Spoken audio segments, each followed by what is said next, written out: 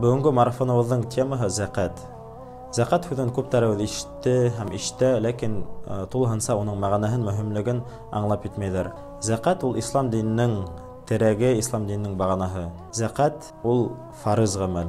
Әгәр дә кешенең мал-мөлкәте махсус булган дәрәжәгә, ягъни уровеньға итә икән, ул кеше үҙенең мал-мөлкәтенән өлөш сығарга тейеш. Ҡыҫҡаса ғына әйткәндә, 40-тан 1 өлөшөн кеше закат түләргә тейеш инде.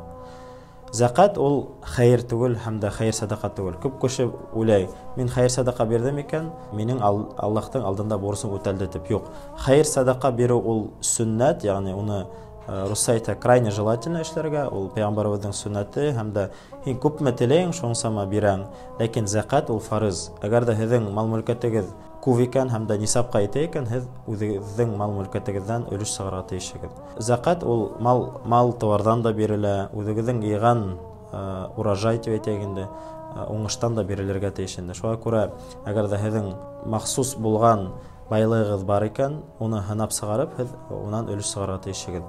Закат биреү Ҡур'анда күп тапҡыр иҫкә алына, һәм дә Аллаһ Субхана ва Тәғәлә Ҡур'анда әйтә: «Аҡимус-сала ва атуз-зака». Намаҙығыҙҙы уҡығыҙ һәм дә закатығыҙҙы түләгеҙ. Яғни күп тапҡыр Ҡур'анда закат беҙҙең намаҙ уҡыу менән бергә килә. Шуға ғалимдарыбыҙ әйтә, ошо ике ғибәҙәт, яғни ислам диненең бағаналары бер-береһенә шул хәтлем ныҡ бәйле ти. Әгәр дә кеше намаҙ уҡып та закатын түләмәһә, уның намаҙы тулыһынса камил булмай тип әйтәләр.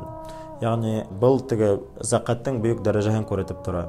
Беҙ беләбеҙ бит инде, намаҙ ул айырым бер ҙур ғибәҙәт һәм дә кеше шәһәдәт әйткәндән һуң иң беренсе уға намаҙ бит инде фарыз булып тора. Шуға күрә закаттың мөһимлеген аңлайыҡ һәм дә кемдең мал-мөлкәте бар һәм байлығы бар икән, ул үҙенән өлөш сығарырға тейеш инде. Ул беҙҙе бәлә-ҡазаларҙан, эшләгән яңылышлыҡтарҙан һәм бәлә-афәттәрҙән һаҡлап торасаҡ инде.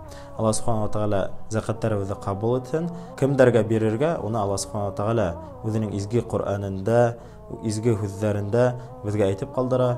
Фәҡирҙәргә, мохтаждарға һәм башҡаларына инде шул категория кешеләренә бирелә. Аллаһ Субхана ва Тәғәлә изге закат биреүҙәребеҙҙе бәрәкәтле ҡылһын, дауамлы ҡылһын һәм дә эшләгән изгелектәребеҙҙе ҡабул итһен. Ассаламу алейкум.